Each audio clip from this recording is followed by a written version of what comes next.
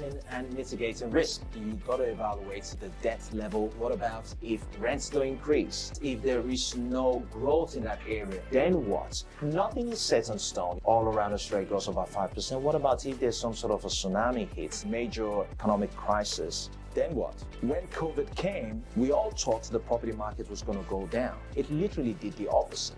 It didn't go down, it went up. It went up like crazy. The amount of millionaires that came up in COVID, there hasn't been that much millionaires that's ever been generated in history. I have clients that experienced it. I have few clients that retired during COVID just based on property.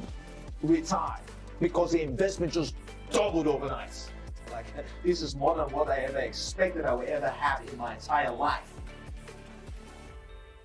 Today we're going to be talking about the power of leverage, unlocking your financial growth. Now, please do not, most times when I do give my presentations, I like it to be very flowy, people interacting. So I'll feel free to, interrupt me if you have anything, going through your head while we're going through. You don't need to, wait to the end of it where it goes, Q&A kind of stuff like everyone does. Just let's make it very conversational in a way. Now, when you think about the word leverage, before we even start going into it, what's the first thing that pops out in your head? Like leverage. Let's go with you. Just, the whole purpose of this meeting, it's not just only to come listen to me talk to as well. It's also to see if there's any potential opportunity for you to build new network, new relationship, new collaboration and friendship. That's also what it's all about. So that's why I always purposely try to keep this type of workshop very small in a way. So if you don't mind me asking, what's your name for the sake of everyone in here? My name is Lorena. Lorena. And are you based in Sydney, yes. Lorena? Oh, fantastic. Lorena, when you think about leverage or you hear the word leverage, what's the first thing that pops up in your head? Bootstrapping. Mm-hmm. Like going around, finding the way to connect point A with point B without having to go into the woods. Mm-hmm. Yeah. Okay. All right. Anything else, Lorena? I think that's it. That's it? Yeah. Benny, for those of you who don't know, Benny, what do you think about when you hear the word leverage? When I hear the word leverage, I think about magnifying gains and losses and getting greater exposure with less capital, but also being exposed to more risk. Okay, very good. You know what? I can't remember your name, so I'm so sorry. So, Rubasha, when you listen to the word leverage, what's the first thing that comes up in your mind? What is leverage to you, Rubasha? So for me, I think maybe it's more how you approach people for your product, how you get maybe more clients for what you want to give them for their idea. You have to get clients, something like that. Get clients, leveraging of client gets your products. Okay, all right, awesome. Natalie, what do you think about when you hear the word leverage?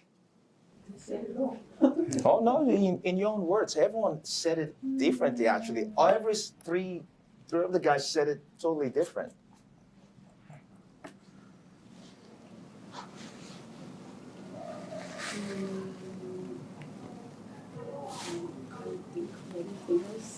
You can't think of anything else right now? Okay, so you agree with everything they've said? Okay, all right. Can I ask a question? Oh, you want to answer the question. All right, get involved. I thought your job here is just to move the cameras around. All right, please, okay. Leverage. What is leverage to you? When I think of leverage, I think of being able to, it's like you can use someone else's money for your advantage, or you can utilize something that you have access to gain something that you want. To gain something that you want. So, you know what? Actually elaborates on that. Something you said. For example, you can leverage debt, like going and getting a mortgage and leverage that to have an investment property so you can earn income. Okay. So you're leveraging someone else's money or the bank's money. Nice, cool. Thank you very much, everyone, for giving your own opinion in regards to what you think about leverage. It's quite good.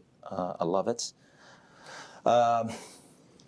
Before we even go into all that and start explaining what my opinion is in terms of leverage, I feel the need to let you guys know who I am and why you should give me the most precious gift that you've got, your time. Well, this is a little bit about me, but while you guys are reading that, I'll tell you what's not there. So you guys get to feel like you know me a little bit. I was born in Nigeria. We migrated to Australia. We migrated to an area called Fairfield in 1991. We migrated to Fairfield. For those of you that know Sydney very well, migrated there with my 6 siblings, and ever since we've been here, I personally have never really been back to Nigeria. I was fortunate enough, I managed to complete my accounting degree in Parramatta University. After finishing my accounting degree, I realized very, very quickly that I really don't like accounting. Then I got myself involved in the banking sector, smiling. And fast forward, here I am today. Those brands down there are just few of the companies that I do own solely. And why am I saying this to you? Most of the stuff I'm going to be saying to you guys is not really based on what my clients have done. These are based on what I've done, because there's a lot of other clients I've got that are doing way better than me, but I'm going to use myself as an example. So part of this whole purpose is also not to, impress on you guys, but to show you what could be possible. For those of us that are still trying to chase our dreams, those of us that are still trying to, accumulate wealth, whatever the case might be. During school period, I wasn't the smartest kid at school, but I've got this thing in me that whenever I want something, even to today, whenever I want something, the only thing that can stop me is God himself. That's the only thing I can stop. As long as God gives me life, makes me wake up then in the morning, I'm going for it. So it's just, I'm naturally stubborn. When I want something, I just keep going till I get it. So, I would say sometimes, some people say to Collins, you just don't know when to just stop, but yeah, I don't know. So that's a little bit about me. Any questions again, please do feel free to interrupt me at any time. All right, disclaimer, guys, please do know I love this bit. Please do know whatever we're doing here today is not taking into account your personal financial circumstances. It's super, super, super important that this is just educational purpose. It's generalistic in terms of the approach I'm taking. I don't know what your financial situation is. I don't know what Mr. Rubish's financial situation is, or Natalie or Steve's financial situation. So please make sure if you're going to implement any of this, speak to a financial planner, a financial advisor. Just understand this is not taking your personal circumstances into consideration. All right, leverage. What is leverage? Leverage, in simple terms, refers to the use of borrowed funds, debt to finance the acquisition of assets or investments, with the expectation that the income or capital gains generated by the assets will exceed the cost of the borrowing. So leverage, basically, you could leverage operating, financial, combined of that, like technology. You can leverage people. Leveraging is basically adding on to you to help you further whatever you're trying to achieve. A lot of companies now, I'm sure a lot of you have heard AI, there's a lot of that talk of AI, but I'm sure a lot of you also do know AI has been around for decades. So I really don't understand why it's like a, major topic now. So you see organizations leveraging AI to improve either their profitability or to improve their customer satisfaction. It's using something to get whatever the long-term goal or whatever your goal is. That's what leverage is.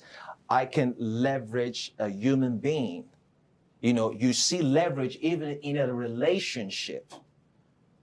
Everything has some sort of level of leverage. So when you think about leverage, just understand that you see that you're using a tool or something or human or technology tangible to help you get from point A to point B. That's what it is. Any questions on that? No? You guys are very quiet. Let's see. Leverage is a powerful tool. We've kind of talked about this a little bit in terms of leverage strategies when you can use wisely and significantly enhance your returns or provide access to great opportunities and optimize capital efficiency. Now, do understand, like in everything in life, there's nothing that is 100% risk-free.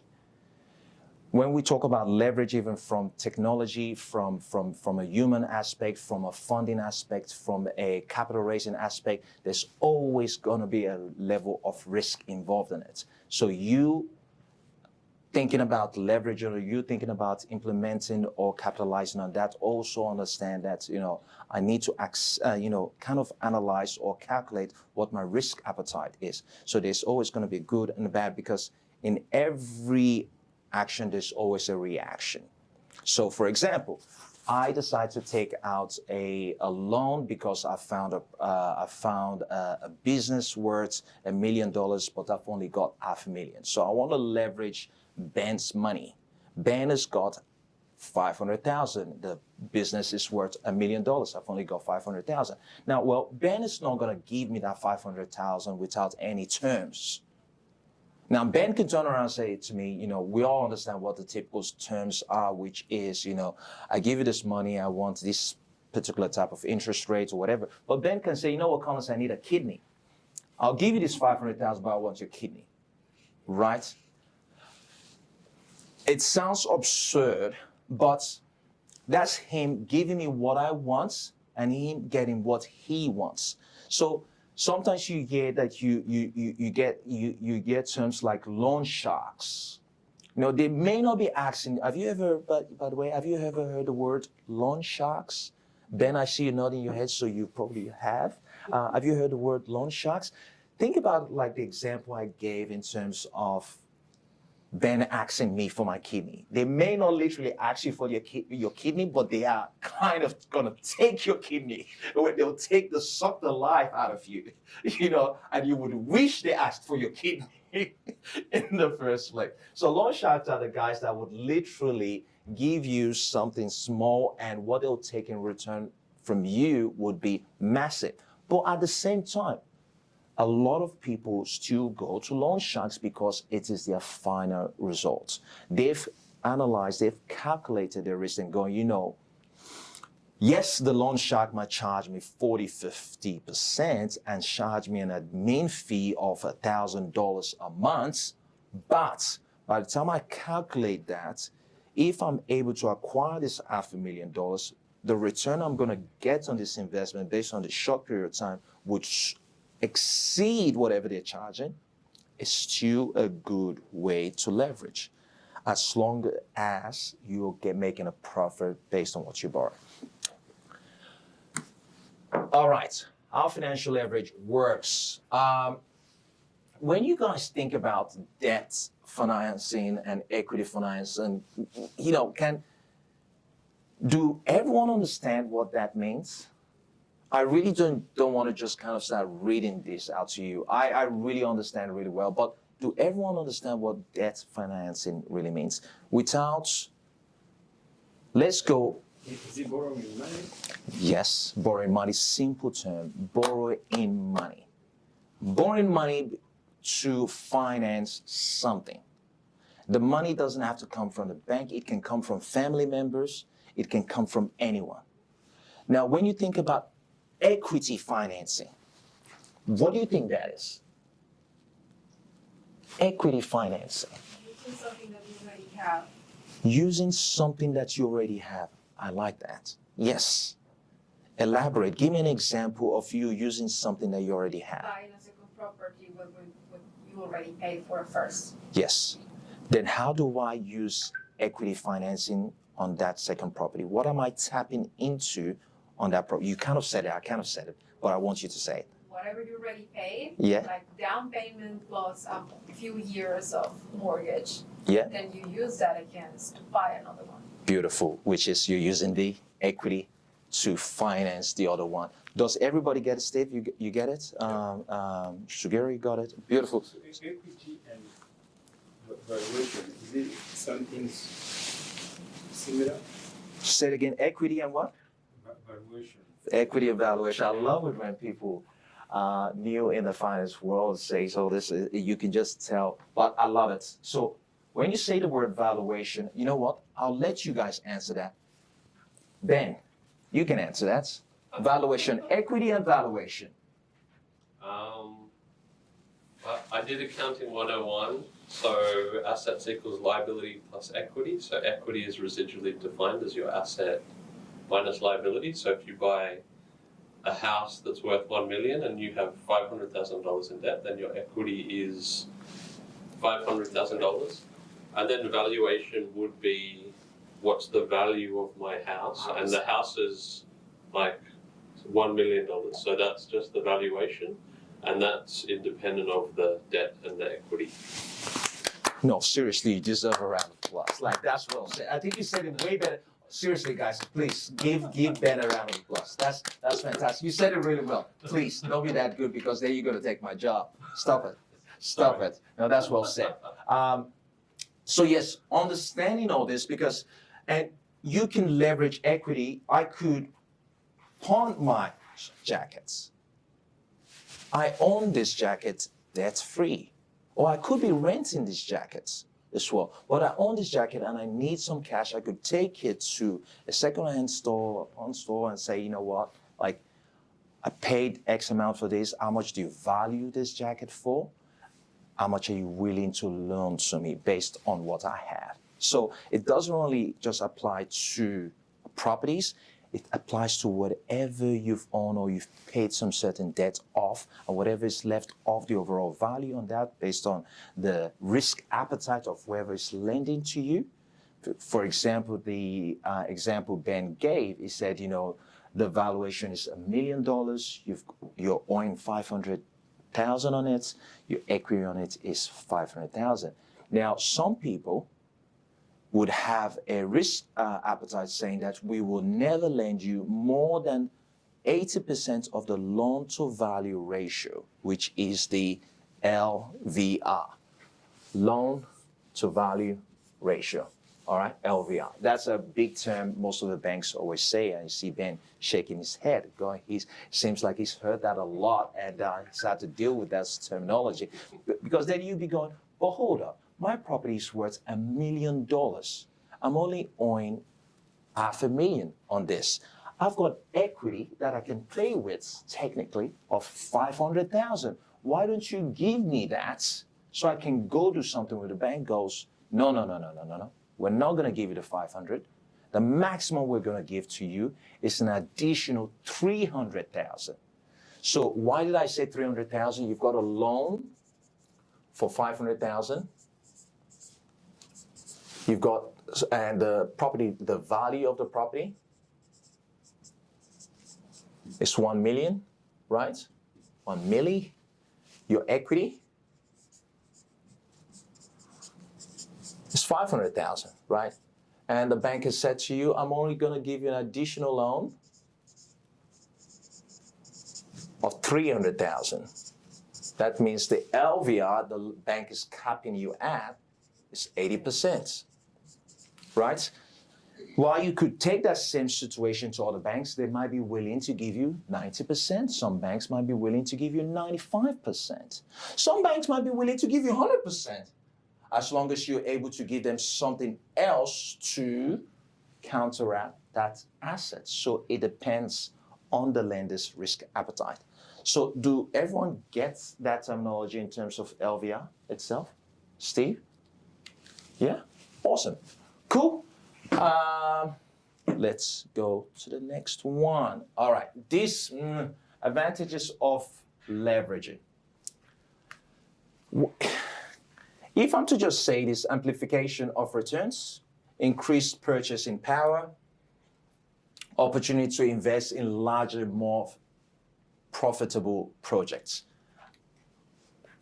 Do everyone really understand this? Because when you think about it this way. I'm looking at buying a property worth $1 million. I've got 500,000. I've got two options. I can either keep saving my money till I have $1 million to go buy that property, or I could leverage, use someone else's money so I can acquire that property now and at the same time amplify my returns, because the risk that you might lose money during those times when you're waiting or years that you're waiting, on average, do you know how long it takes Sydney first-home buyers to save a 20% deposit? Do anyone know roughly how long it takes, approx? From working? Yeah, working 15 years or something like 15 that. years. 15 years? Yeah, around that. 15 years? 20. 20 years?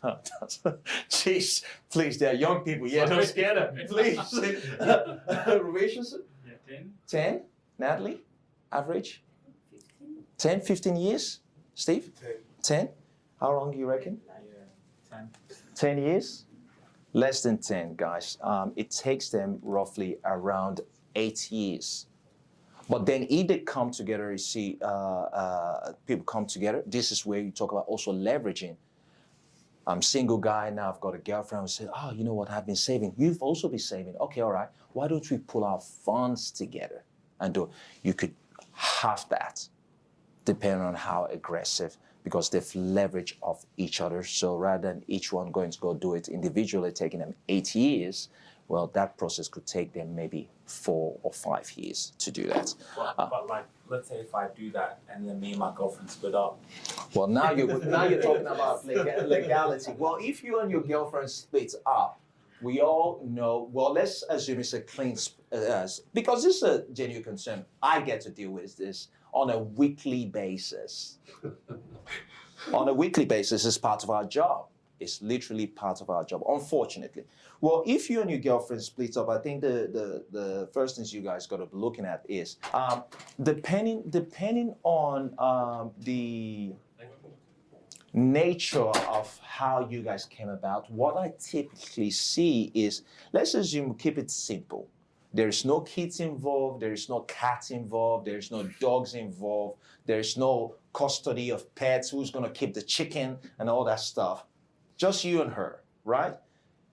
Normally what people do is either one, they go into account and say, okay, how much did you contribute when we were looking at this? Or they split it in the middle, saying, okay, you know what? We'll sell the property. Whatever loan is being owing is going to get paid off, and whatever profit is left, we'll split half. You take 50%, I take 50%. But if there's a situation where, let's say, the property they bought was $1 million, for example, you came up with 100,000 deposits. You came up with 50,000 deposits. 3 years later, you're like, I'm tired of this relationship. You say, I'm tired of this relationship, and you guys want to separate. She could turn around and say, okay, you know what? I remember when we were doing this, I came up with 100,000. So let's be fair here. What would happen is, we've sold the property, we're left with a profit of 300,000. Why don't I take my 100,000 first? You take your 50,000 to as well. Then whatever is left, we'll split it. We'll see that happen again. But these are things that, you will talk about, because most of the time, to be honest, with the way things are going, people should have agreements in place before they do it. But you know how people say, love is blind. People don't talk about this stuff. People, unfortunately, but people should be talking about it to know exactly what will happen if this happened. It goes back to the previous workshop I had, and we talked about company constitution. Every relationship, every family should have a constitution. A company constitution tells you exactly what happens if this happens. If this happens, this is what happens. Just like even in any organization, in the parliaments, in governments, there's a reason why there's a vice president. There's a reason why there's a law in place where that if a president goes on a plane, the vice president is not allowed to go on a plane. Because if anything happens to the president, then the vice president can take its place. If something, there has to be rules and procedures, mitigates if this happened. But people are not having that conversation. Going there and go, oh yeah, we're fine. Like, relationship starts happy, but things can happen along the way and it can get very, very messy, unfortunately. And if that does happen, it gets messy. But if there's already constitution in place saying that if this ever happened, this is what's going to happen, you contributed this, you're going to get this already formalized, everybody knows what's happening. And that's what's just going to take place. So there is no if and buts here and there. So going back to that, I would strongly suggest that everyone has some sort of agreement, most especially if you're not married and you decide to buy a property with somebody else. I would say it will be in both parties' best interest to have some sort of a legal agreements in place. Doesn't mean you don't love them, but come on, we're living in a modern world now. Like, come on, there's got to be some sort of procedure in place. And not even only that, I've seen situations where boyfriend and girlfriend separated, boyfriend passed away, they've been together for almost 10 years, family member came in saying they want a portion of the boyfriend. This is situation where him and her have been paying this debt. No family came to pay the debts. No family came. They've been paying it together. Now, is that fair on the living partner? Well, it's not fair, but they didn't put proper planning and procedure in place. So it's not illegal. It's not illegal for any family. It's not illegal for anyone to contest anything, right? Anyone can contest anything. Nothing stops you from going to the police station and say, Collins looked at me this way, I want to sue him. Nothing legally stops you. Anyone can contest anything. And the crazy thing about it is, guess what? It's not your words against them. All it takes is for them to say, listen, I borrowed him money here and there to help him buy this property, to help him pay the bills here and there. How are you going to prove it? He's dead. So don't get married. No. You definitely should get married. You should get into a relationship. But I'm saying when you're getting into a relationship, you definitely want to go in there with both eyes open. Both party knows, what you're getting yourself into. And if you decide to make such a large investment, come on, there should be some sort of an agreement in place. If this happened, this is what's going to happen. Signed, witness, gets signed off by a lawyer, solicitor, signed off. That's it. It's just like when you hear the terms a rich man marrying a very, very young girl, and they're saying for the girl to sign a prenup. Well, he's trying to protect himself. It's trying, like, he's not going to let someone just come in, take half of what he's worked for the last 2 days. He's trying to protect himself. It's trying, like, he's not going to let someone just come in, take half of what he's worked for the last 2 decades or 3 decades. So if you're not doing that, I'll say, well, it's your fault. If that happens to me, no one's to be blamed. It's my fault. So we all have the tools, we all have the education, but we're not doing it. So yeah, so that's that. Any questions in regards to this so far? No? Cool. You guys are very, very good. All right. Hey, I know you're enjoying this video. For any inquiries and mentorship opportunity, which I would be really looking forward to working with you, in this description below, you can get all my details, and I look forward to working with you soon. So I love this example that's been given here to show you the power of leverage. Really show you the power of leverage. Leverage is something that big organizations are doing on a daily basis. Daily basis. Celebrities are doing it regularly. But the average people are not doing it. Right? Now, when you look at this, you're saying, success stories, companies that effectively use leverage. You hear in Hilton, Uber, Airbnb, and so on and so forth. Even Elon Musk, I'm sure it was all over the news when he acquired Twitter. Do anyone know how Elon Musk acquired Twitter? He He got 51% of the shares and became the major stakeholder. Yeah, but how did he become 51? How did he purchase that 51 shares? How? Did he use his money? Did he use somebody else's money? Well, he leveraged.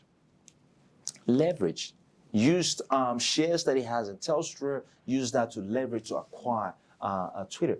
Even if he has the money, understand this, rich people would rather, a rich person would have $2 million cash. They want to buy a property worth 3 million or 2 million. You'll be thinking, oh, just use the 2 million. Nah, no freaking way in hell. They will not do it. They would ask you, can you borrow me 2.2 million? Borrow me the money for the property and borrow me the money for the stamp duty on top, and even borrow me more. Why? Because it's not just even about the leverage, it's also the incentive that comes out when you do leverage, the tax write-off that comes out when you do leverage. But then we're just going into a whole new different territory completely. Now, when Elon Musk basically uses that leverage to acquire Twitter, and let's say Twitter gone up in value. Now, you hear all these words that, rich people don't pay tax and so on and so forth. You go, how do they even do it and so on and so forth? Well, it's simple. Most rich people don't earn an income. I'll say that again. Most rich people do not earn an income. They don't pay themselves an income. What most of the time they do, they leverage off their shareholdings. So what someone like Elon Musk would do, or Uber owner, or Hilton owner would do is their share values today might be worth $2 per share. And let's say that value has gone up to $4 per share in 1 year or 2 years. They would go to the bank and say, I would like to borrow money based off the current value of my shares, right?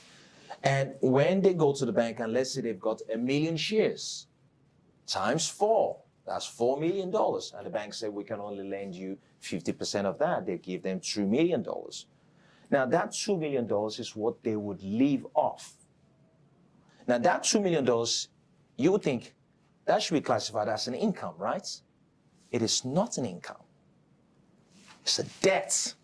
They're leveraging off their assets, which is the shares, to get cash.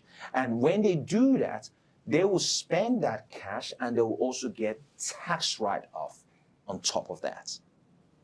Right? Win-win situation. It is a perfect. And you will get rich people say to you, don't pay me money, just give me shares in your company. They do not want money. Don't pay me income. No, please don't pay me. Give me shares in your company. And once they get the shares going up in value, they go get a loan against that share. And we all know you don't pay tax on loans. Government don't charge you tax on loans.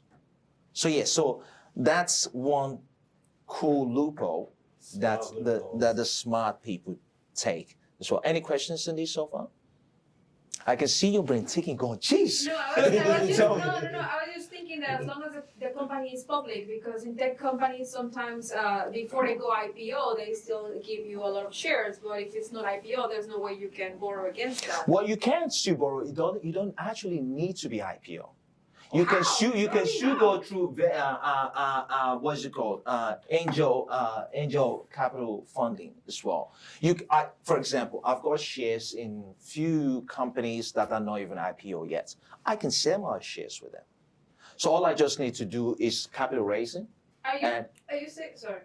Go for it. Are you saying that angel investors will take your vested shares in a non-IPO company and Yes, use cash? yes, they can. Okay. They can. It depends on what sort of company it is. If they see there's profit, there's benefit, that it will go up in value, you can sell your shares. You don't really need to obviously, if it's public listed, it goes IPO, it's worth more. Yeah. The ultimate goal, if you've got shares in any company, you don't want to share. Nobody sells it. the aim is you sit down, you wait, and please let it go IPO, because as soon as it goes IPO, it just like quadruples overnight. So that scenario I gave you, maybe it's 1 in a million people would do it. People don't. It doesn't it defeats the whole purpose of you even investing in the first place. You invest in it during the startup stage with the hope it becomes public listed. So people don't do it anyway. But I'm saying, for example, I've had a situation where someone invested in one of the startups and he had a major family issue. And he invested it's a small amount. He invested like $20,000 in there, and he needed money. So he found someone else to buy his shares. So that person took over his shares. That's why I said you can't sell it. Took over his share. The person bought it less than the amount, but he needed the money urgently. So that person took over his shares and he took his money. Sold the shares or borrow money against the shares? No, he sold his shares. So in those cases, you can't really go to the bank to borrow money because it's not public listed yet. Yeah. Right? But you can go to some of these private lenders that also do invest in some sort of IT technology kind of businesses, who are also angel investors that understand that space. They could technically borrow you money if they know something that you don't know. If they know, anyone can borrow you money if they see value in it. You don't have to be public listed. If I see value in something, I will borrow you money. There is no restriction that you must be publicly listed for you to be able to borrow money. As I said, if I can borrow money off my suits, I'm sure you can borrow money off a company shares, even if it's not IPO. This is not IPO. I wish it is, because it's going to be worth more than gold. But do you get it? Yeah, I do get it. Awesome. All right, cool. Let's go to the next one. So with this one, leveraging in business and leveraging in personal finance, we already kind of touched on this a little bit, and this is so powerful. Business use leverage to expand operations, enter new markets, and acquire other companies, which is exactly what we just spoke about with Elon Musk, acquire new companies, borrowing funds for leveraging existing assets and intellectual properties. That is so cool. Why I'm really emphasizing on this is because there's few ways you can actually go around leveraging when it comes to business. You could leverage where you're using a lender's money, a bank's money, without you giving away ownership or rights of your company. You just lend based on the asset base of your company, and they don't own any shares in your company. Or you can sell shares, like what we were previously talking. So those are the two ways companies can do, but most of the time, preferably for founders or owners, they'll rather want to keep as much control of their company as possible without selling any of the shares. And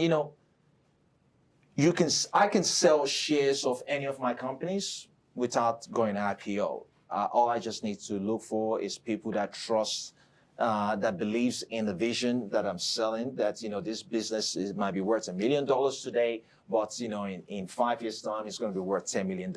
And I could value it based on opinion, based on trajectories, also based on current sales or based on current earning. It really just comes down to who I'm selling it to. Do they buy it? Do they see the value of it? I've seen situations where I've seen someone acquire particular shares in a company or bought stocks in a company, and I go, geez, this is not even worth $1. Why would you pay $2 for it? But they said certain things to me. I'm like, I never thought about it that way. So they were able to see things that I couldn't see. That's why you get some certain angel investors that are only specific in a particular niche product. They don't look at finance. They only look at maybe AI, cloud-based technology. And that's the only companies they would ever invest in because they know it's inside out. and you get some certain people that only invest in financial institute. You get some people that only invest in the entertainment industry or fashion industry because they know it inside out. And they could see something that even you, the owner, can't see because so you know what, okay, she creates this blouse, but I've got connection with Versace, I've got connection with this and this. If I put some certain kind of ribbon on that particular design, the value, I could sell it for this much. So certain investors that are very, very industry specific, they've got a lot more connection within that industry that they know that if they buy in there, they could potentially 10x, 20x the value because they know more stuff that you don't know, right? So it's also a strategic play in a way. Now, leveraging in a personal finance leveraging is commonly used for home purchase. And I love this example really, really well. Home purchase, mortgage, investing in properties, credit cards, loans, and other financial tools. I would love to take you guys through an example. Can I just Go for it. On leveraging in business? Yes. Another thing I've seen is people leverage their personal brands in companies. So, for example, you see Ryan Reynolds, he acquired shares in the tequila company, but because he has a big personal brand as an actor, he now sold those shares for, I think, over $1 billion. Yep. So I think it's very interesting how people like invested in business. We've seen The Rock, Dwayne Johnson, again, tequila companies, they use their personal brand to now leverage, which now the shares go up. Exactly, and that goes back to what exactly I was saying. They've looked at it and go, you know what? I can take this company from where it is to this if I do this. Now, those company owners didn't know what they knew. So they were so confident to probably buy it at a lower entry points and going, you know what, they already had a strategy way before they even bought in, going, if I do this, I can easily get my money back times 20 or times 50 over a certain period of time. So, and people look at that and go, oh shit, he did that. So, but not everyone I can't do what Dwayne Johnson did because I don't have experience in that particular sector. But I could potentially do something like that in the finance sector, in the real estate sector, because I know things, I know developers in that space. So I could get someone new in the finance sector or work in the finance sector that's looking to sell in the business, and I can look into it and go, you know what? They're missing this. Obviously, as an investor, I won't tell them. Do this, and your business is going to, go from $1 million to $10 million. I was okay, all right, cool. I will invest in your business. I'll get it, penny for the dollar. And by the time I come in, implement all the stuff I've implemented, skyrocket the value of the business, I'll cash out, off I go, look for somewhere else to do it again. And that's literally the way it works. So I'll show you guys an example in terms of what I typed down here in terms of personal leveraging in the finance. And I really wanted to keep it here because how many people are who owns businesses here? Show of hands. And would you say your business is, without going to numbers, are you in the $1 million mark yet? No, not yet? Okay. Who owns property? I do. You do? You own property, business, property. Okay, all right, cool. So we've got 2 people that own property, 1 person owns business. Okay, so I'll talk about property then. So both of you can relate then. All right, so let's assume we talked about this in terms of the power of leveraging. Let's assume you've got 100,000 and you are looking at buying a property worth 500,000. What would you do? What do you mean? So, You've got 100,000 cash. yeah. And you're looking to invest in property. Yeah. Forget about the price. Well, let's say the maximum property price you would buy, even if it's 1 or 2 or whatever, is 500,000. But you've got 100,000 in cash. You want to invest in property. What would you do? So what would I do in terms of what I will buy? Or How would you invest that 100,000 in the property. And let's say this is investment, because we don't want to make it emotional place you're going to leave. You investing, No emotions. no emotion, just not getting numbers. married. How would you spend this 100,000 to Yeah. invest in property? Yeah, I think there are so many things that you gotta consider here. With number one that it comes to my mind is like, what is the yield of the property, and what will be a good option in order to project growth in the upcoming years for that property. So instead of being 500,000, it's going to increase the value exponentially by X in X amount of time. Okay. That's what I will do. Okay, good. So let's assume that the yield, the numbers, everything is fine. So let me rephrase that question. Let's say you've got this 100,000 cash, everything is fine, the yield is fine, the return on investment is fine, the rental is going to cover all the expense, maybe might leave a little bit of money in you with you as well. The depreciation as well is going to be fine for a tax benefit as well. All that stuff is fine. How would you use this money to buy property? Would you take the 100,000 and buy one property? How would you spend that 100,000 to buy properties?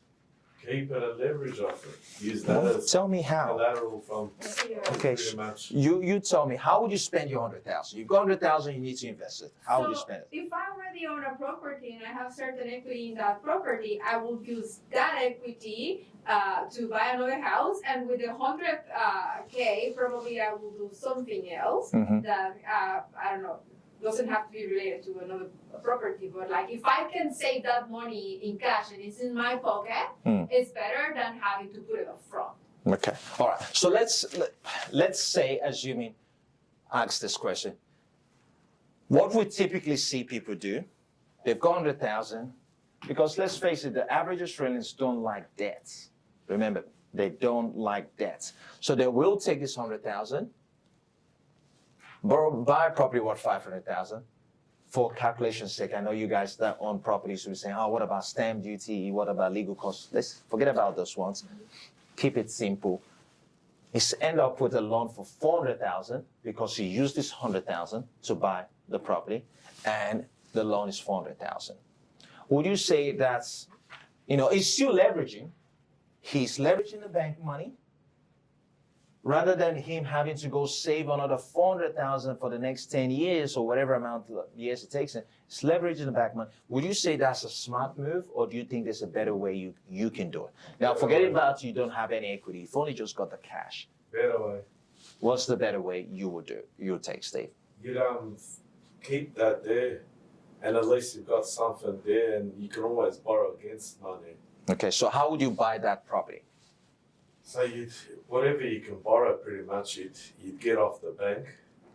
Then maybe you might rent it. Maybe you might wait for it to rise. Keep that there, and I guess you can use that as something to borrow against. And that's when they look at you've got money in a certain amount, an X amount, and that's a fifth of that. That's 20%. Generally, they'll give you a fair bit against that. Okay. So remember, the topic is about just throwing it away. Yeah, so it's leverage. So based on this topic of leverage, the aim is how can you make this money work the hell out? Like really, really get this money to work for you. Now option A.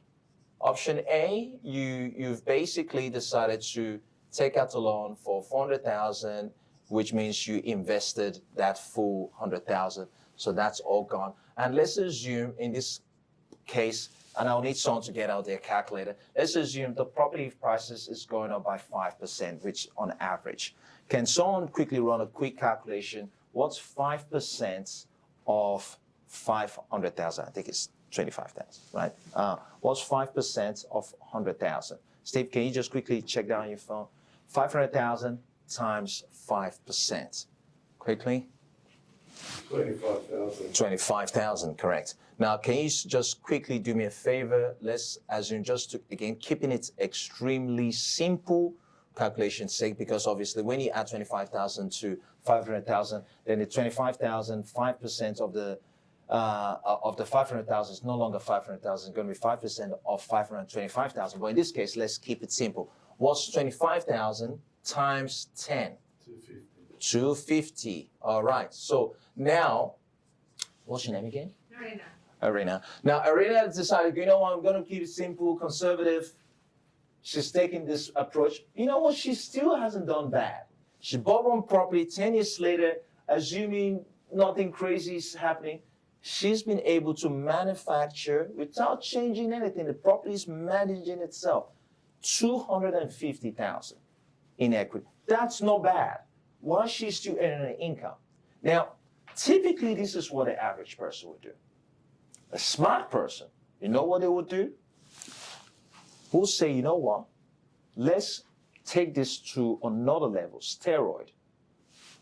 Why am I doing 1 when I can do 5, for example? As you said, try and borrow as much as the bank can give me, right? So if the bank says to me, well, you need 20,000 for each of them.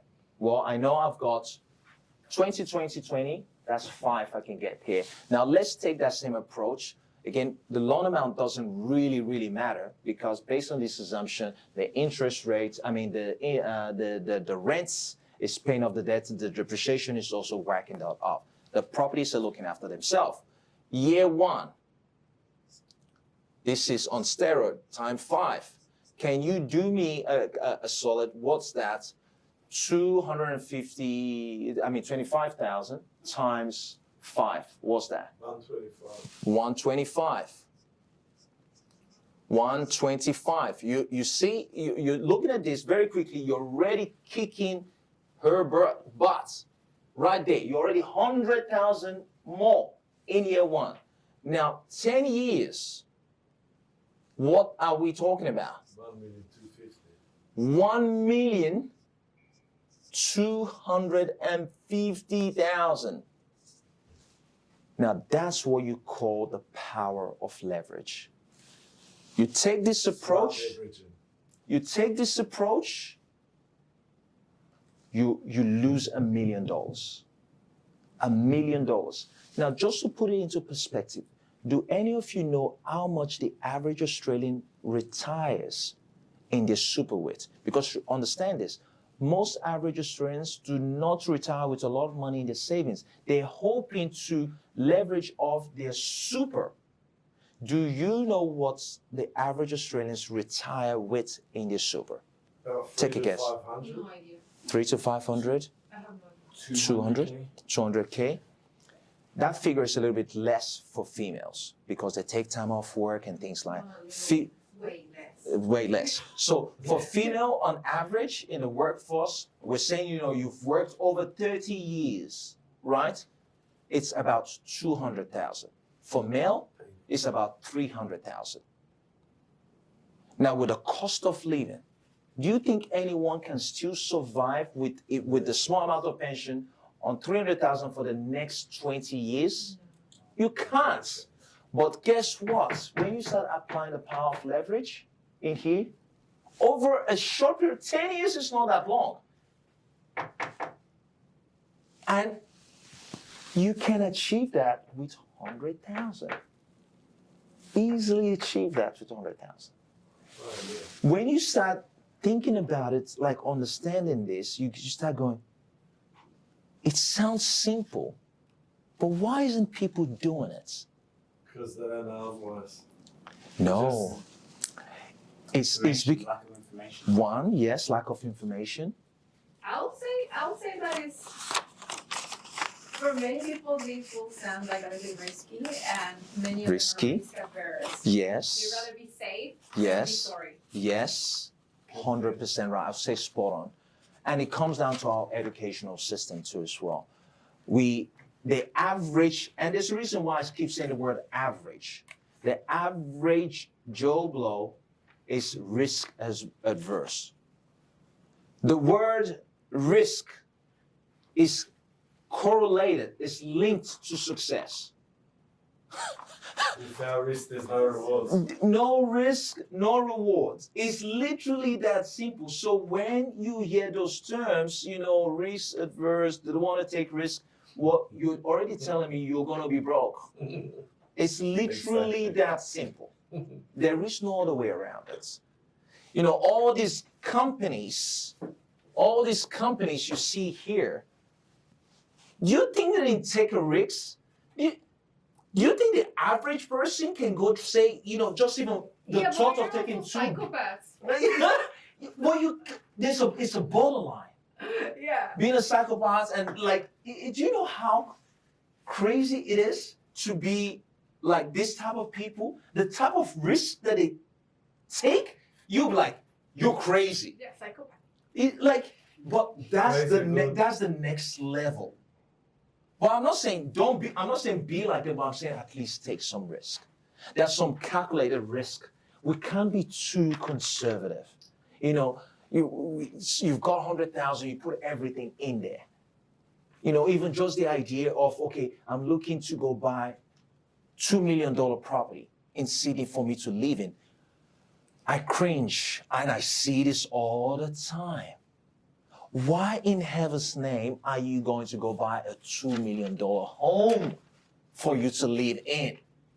You want to live in an area? Rent in that area.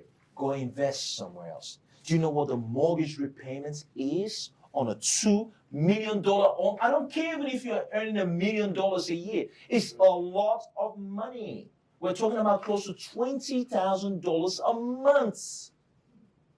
For someone even earning $1 million a year, $20,000 a month is a lot of money, because even if you're earning $1 million a year, we both know you're not keeping the $1 million a year.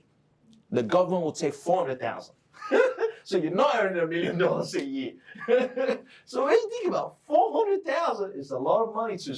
So I say, please guys, take a risk on yourself.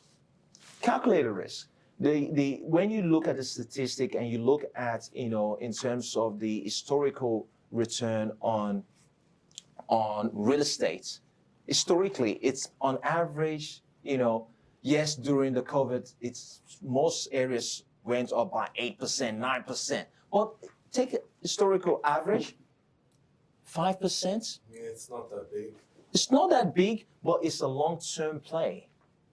Because it's not just about the capital growth. Again, remember that. There's also all those tax incentives you get along the way. But for an average person, for you and I, this is one of the safest way you can go. One of the safest way. Any questions on this? And because when you start saying this and you start understanding the power of it, going, geez, all it takes for me to be able to accumulate an additional $1 million, are you telling me it's just 5 properties at 500,000? Then you go, okay, all right, let's go down with this and go, where am I even going to find a property for 500,000? Well, guess what? There's a lot of places you can find a property for 500,000. You don't have to buy in Sydney CBD. You don't need to do that. There's a lot of places, and I'm glad you agree with me. Steve, do you agree with me on that too? There's a lot of places you can buy $500,000 property, right? And over time, I think the historical record shows that in Australia, houses pretty much almost for you to be able to make it as well. So he's trying to get my attention. All right, cool. All right. This is what is, again, this comes down to the risk we were talking about. Financial strain, you know, whenever you're looking into leverage, you got to understand the risk involved in it too as well. You could have financial strain, asset liquidation, worst case, bankruptcy. And that's what you've got to work out your calculations. You can't just go out there, okay, I'm just going to buy this property without doing your due diligence, doing your proper research. You got to assess your risk, because as much as I make this sound so easy, it's also not that easy, right? So you got to be very, very mindful of that. This, again, assessing and mitigating risk. Super important when you're doing this. You got to evaluate the debt level. You got, you know, stress testing. You got to assume, okay, what about if rents don't increase? What about if there is no growth in that area? Then what? Is there any other thing? Nothing is set in stone. You know how I said, historically, on average, all around Australia goes about 5%. What about if there's some sort of a tsunami hit, like, you know, major economic crisis, well, then what? When COVID came, we all thought the property market was going to go down. Literally, the economists, everyone in the family were saying it's going to go down. It literally did the opposite. It didn't go down. It went up. It went up like crazy. Do you guys know that the amount of millionaires that came up in COVID, there hasn't been that much millionaires that's ever been generated in history? I know. I experienced it too as well. I have clients that experienced it. I have few clients that retired during COVID just based on property. On property. Retired. Because the investment just doubled overnight.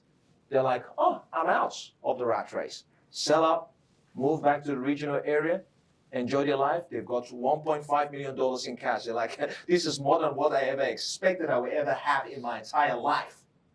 Right? So, again, you got to be mindful of that. The role of technology in leveraging, we've talked about this a little bit. You can leverage technology. You can literally leverage anything to acquire or achieve whatever you wanted to achieve. I'm not going to go into this too much just because we've touched on this.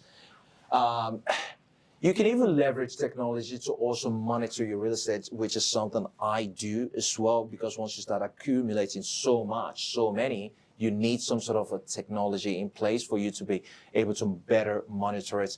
Practical tips for leveraging. Assessing your financial situation and leverage potentials. Create leverage strategies aligning with your goals. Very, very super important. Monitoring and adjusting leverage based on your performance. Very important. Sometimes you might decide to, acquire certain property, and after a while you realize, maybe I made a silly mistake. You can reassess. You can sell some of your portfolio and say, okay, maybe I'm going to move some of those funds over here. You can do that. You don't have to be stuck with that decision you made. Knowing the right tools, resources to help manage leverage your investment. Very, very super important. So tools, resources for you could be a property owner. Tools, resources could also be a property manager. You could say, okay, you know what? I may not be good in managing my asset. Maybe I should acquire the support of a property manager. Yes, I may have to give them 2%, 3%, whatever, but they will probably manage that for me because this is what they do day in, day out. This is just words of wisdom, guys. To truly harness the power of leverage is crucial to plan carefully, make well-informed decisions. God, it's so important. And maintain a clear long-term perspective. This approach ensures that the rewards you gain from leveraging far exceeds the risk involved in helping you build a strong, sustainable financial future. Balancing ambition with caution. You can turn leverage into tools that not only amplifies your opportunities, but also secures your overall financial well-being. You need a goal. You need a strategy. It's not just saying all of this, let me go out there and just start buying real estate. It doesn't work like that. I can't stress about this too much. I make it sound so easy, but guys, trust me, that you need a really, really, really good goal, good strategy, how you're gonna go about it. But also do remember, in the world of real estate, it's a long-term play. Some people, yes, they bought their property before COVID, and after 2 years, boom, they became millionaire. But that's not always the situation. That's not always the case. Those are just a minority in this whole scheme of the whole process. So please be very aware of that. And that's the end of our presentation. Before we wrap things up, first I want to say, listen, thank you so much, guys, for giving me your time, for being here. But most importantly, I hope each and every one of you learned something out of today. And this will be a perfect time, if you do have any questions, for you to fire away.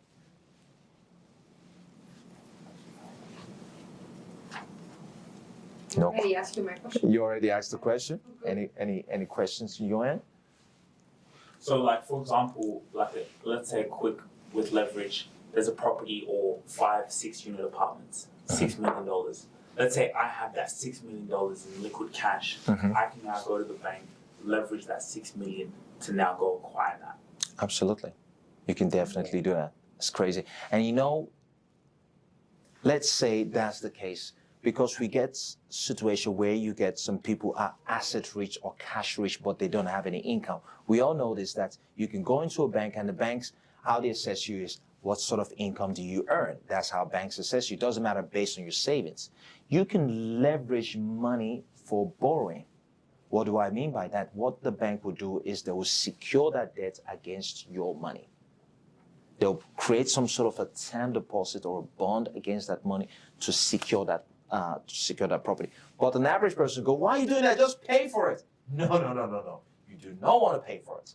You want to get a debt against it, because when you have a debt against it, the add-on benefits you get from it will be way better than you using your money. Because when you use your money, so let's place the scenario, you've got $6 million cash, and you've decided to basically either put that $6 million cash in there, take out the loan. Guess what happens? Now you're extremely positively geared with nothing to write off. So which means if from that $6 million you've invested, you're earning $500,000 per year in income, this is net income. You guess what? You would end up paying tax on $500,000. But if it was the other way around, I get $500,000. I'll say, hold on, bank, governments, I'm paying a mortgage on this. So I've paid $200,000 in mortgage, so we'll minus that $200,000 from $500,000. Say, okay, hold on. I've got a depreciation on this. And the depreciation is $100,000 minus that, then you're left with $100,000. Say, hold on. For me to manage this property, I have to drive here. The tear and wear on my car. By the time you wear everything, you're not paying anything. And that's what the rich people do. It's all about the taxes. Comes back to. All right, guys, our time is up. Wrap things up. Thank you very much, everyone, for your time. Really do appreciate everyone's time. I will. Thank you so much, guys. Likewise, thank you so much. Thank you. Thank you, nice to meet you. Thank you. Thank you, Vince. Oh, I forgot about you guys online. Thank you so much, everyone. See you guys. See you later, man. See you guys. See you. Bye. No, it's quite an inspiring day. So great. Able to share with people in terms of how they can leverage debts.